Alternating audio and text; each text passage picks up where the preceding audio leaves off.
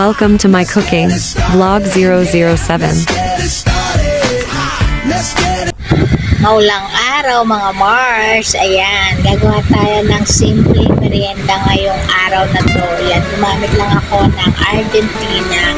Nagisa lang tayo ng bawang at ilagyan natin ang sibuyas. Lagi natin tatandaan, gisa-gisa lang. Lagyan na natin ang Argentina.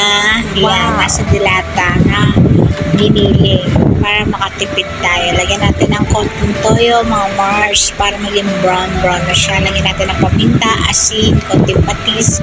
Lagyan na rin natin ng hotdog. Gisa-gisa lang at ilagay na natin ng sopas para mag-combine na lasa.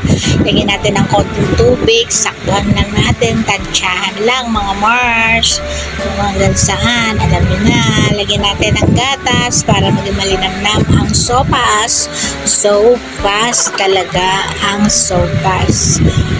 Masarap sa tagulan. Kaya ano pang hinihintay natin? Tara na, magluto na tayo ng sopas. Ilagay na natin sa bandang huli ang repolyo.